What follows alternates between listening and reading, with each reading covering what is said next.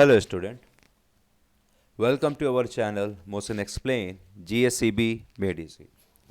Now in this video we are going to discuss about the question answer of chapter 7 Post Independence India, subject Social Science, Standard 9, Gujarat Board.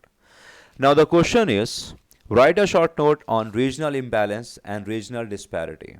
अब इस question में हम लोग जानने वाले हैं कि किस तरीके से जो इंडिया को जब स्टेट बनाए जा रहे थे किस तरीके से रीजन वाइज एक इम्बैलेंस हो रहा था, यानी सही से सभी राज्य जो है वो बन नहीं पा रहे थे, बहुत ज़्यादा फर्क आ रहा था, बहुत सारी प्रॉब्लम्स आ रही थी। वो क्या है जानते हैं। The root of regional imbalance और disparity in the regional development can be traced back to the British rule. सबसे पहले तो अगर हमें ये रीजनल इम्बैलेंस और जो डिस्पैरिटी, जो उतार चढ़ाव ऊपर नीचे था, अगर इसको हमें समझना है तो सबसे पहले हमें ब्रिटिश रूल में जाना पड़ेगा।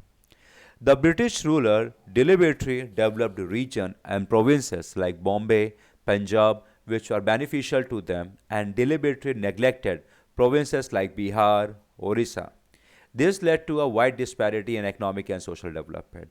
अंग्रेज़ों ने यहाँ पे सबसे पहले तो उन्हीं राज्यों के ऊपर, उन्हीं जगह के ऊपर ध्यान भी दिया जहाँ पर से इनको सबसे ज़्यादा मुनाफा होता था, जैसे बॉम्बे और पंजाब, और उन राज्यों के ऊपर ध्यान ही नहीं दिया जो उनके किसी काम के नहीं थे, जैसे बिहार और उड़ीसा। अब इस वजह से अगर देखा जाए तो इंडिया के अंदर जो इकोनॉमिक तरीके से और सोशल तरीके से ज़मीन आसमान की डिस्पैरिटी देखने को मिली।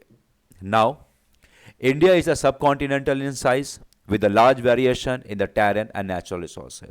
अब इंडिया का अगर ज़मीन देखा जाए तो सबसे पहले ये सब कॉन्टिनेंटल साइज है, बहुत ही अलग अलग तरीके की ज़मीनें हैं और बहुत ही ज़्यादा अलग अलग तरीके के नेचुरल रिसोर्सेज भी पाए जाते हैं। And this result in uneven agriculture production and industrial development. अब वेरिएशन यहाँ पे देखा जाए, अलग अलग जगह पे अलग अलग चीज़ें पाई जाती हैं, कहीं की ज़मीन बहुत अच्छी है तो कहीं पर रिसोर्सेज बहुत ज़्यादा है, जिसकी वजह से ना तो एग्रीकल्चर पूरे देश में सही से डेवलप हो पाया, ना ही इंडस्ट्रियल डेवलपमेंट सही से पूरे देश में हो पाया। Now the Planning Commission was established by the Government of India in 1950 to tackle the issue of regional imbalance in social economic. अब इसीलिए एक प्लानिंग कमीशन बनाया गया 1950 में केंद्र सरकार द्वारा, ताकि ये जो रीजनल इम्बैलेंस है, जो कई राज्य बहुत डेवलप्ड हैं और कई राज्य ज़रा सा भी डेवलप नहीं है, इनको टैकल करने के लिए एक सोशो इकोनॉमिक डेवलपमेंट, और ताकि वो सुटेबल एक्शन ले सके, ताकि ये जो डिस्पैरिटी है, जो ये फ़र्क है डेवलपमेंट और नॉट डेवलपमेंट राज्यों के बीच में, इनको कम किया जा सके। However, the regional pressure and political difference led to a tug of war to have development spring among state. अब ये जो रीजन का जो प्रेशर था, पंजाब अपना प्रेशर कर रहा था, ओडिशा अपना प्रेशर, बिहार अपना प्रेशर, बॉम्बे अपना प्रेशर, इसमें एक टग ऑफ वॉर हो गई कि जो भी स्कीम आती वो राज्य अपने अपने राज्यों में लाने की कोशिश करती। As a result regional disparity in social economic, और उसके बाद भी यही हालत हुए कि जो रीजनल जो भेद, जो फ़र्क था सामाजिक तरीके से और इकोनॉमिक तरीके से, वो कंटिन्यू चलता रहा।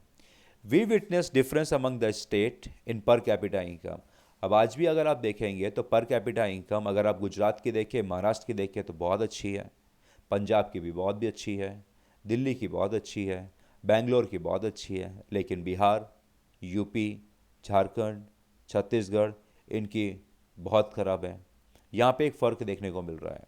उसी तरीके से अगर आप लिटरेसी एजुकेशन लेवल देख लें, सबसे कम छत्तीसगढ़ की है education level. Health related service भी बहुत ख़राब है वहाँ पर की। इसी वजह से और तरीके देखा जाए, जो इंडस्ट्रियल डेवलपमेंट है वो भी बहुत ही ख़राब है। Transport, communication, rate of urbanization सब पुअर हैं। As a result we have a state, अब इंडिया में अगर देखा जाएगा तो हमारे बहुत सारे स्टेट हैं बहुत डेवलप्ड हैं, और उससे ज़्यादा राज्य जो हैं वो एकदम कम डेवलप्ड है, या कह सकते हैं डेवलप्ड ही नहीं है। इन एडिशनल डायमेंशन, अब दूसरी तरीके से हम देखा जाए तो यहाँ पर और भी इम्बैलेंस हमें देखने को मिलता है। जैसे Maharashtra is a developed state, however Marathwada is the backward region. हाँ, कि हालांकि मराठावाड़ महाराष्ट्र में ही पड़ता है, एक ही राज्य में एक रीजन ऐसा है जो बहुत डेवलप्ड है, जैसे मुंबई, पुणे, ठाणे, नासिक, और एक रीजन जो मराठावाड़ वो एकदम ही बैकवर्ड है, कुछ डेवलपमेंट ही है ही नहीं। जैसे Rayalaseema was backward region in Andhra Pradesh, उसी तरीके से आंध्र प्रदेश में रियल सीमा बहुत ही ज़्यादा बैकवर्ड क्लास है। Some state in India have very high level of industrialization. India के कुछ राज्यों में बहुत ही ज़बरदस्त तरीके से इंडस्ट्रियलाइजेशन है, जैसे गुजरात में आप देख लो, इंडस्ट्रियलाइजेशन बहुत ज़बरदस्त है। आप अगर देख लेंगे फिर साउथ इंडिया में देख लेंगे, इंडस्ट्रियलाइजेशन बहुत ज़्यादा डेवलप है। केरला में इंडस्ट्रियलाइजेशन है नहीं है, तेलंगाना में भी नहीं है। आपका राजस्थान के कुछ रीजन में इंडस्ट्रियलाइजेशन है, पंजाब में इंडस्ट्रियलाइजेशन है, लेकिन हरियाणा में नहीं है। उत्तर प्रदेश के कुछ रीजन में है, उत्तर प्रदेश के कुछ रीजन में है ही नहीं है। तो ये है disparity. Well, regionalism led to the inter state boundary and river water dispute. अब यही रीजनलिज्म की वजह से एक इंटर स्टेट बाउंड्री बनाई गई, दो राज्यों के बीच में लाइन खींच दी गई, रिवर के पानी का डिस्प्यूट बढ़ने लगा। जैसे महाराष्ट्र और कर्नाटक, पंजाब और हरियाणा के बीच में पानी को लेकर लड़ाई चलती है। There is a wrong instance that forest and mineral wealth found within a state must be use only for the development of that state alone. Regionalism का एक और, कि अगर जिस राज्य में जो मिनरल पाया जाएगा वो मिनरल वही राज्य इस्तेमाल करेगा अपने राज्य के डेवलपमेंट में। इस तरीके से देखा जाए तो रीजनलिज्म जो है एक तरीके से आज के टाइम पे हमारे देश को तोड़ने का काम कर रहा है, हमारे देश को एक नहीं होने दे रहा है, हमारे देश को सबको साथ में लेकर चलने नहीं दे रहा है। तो ये था रीजनलिज्म का कॉन्सेप्ट और कुछ एक एग्जाम्पल रीजनलिज्म के। So now student, this question ends over here. If anyone having any doubt, any query, they can comment me in my comment box. Thank you very much.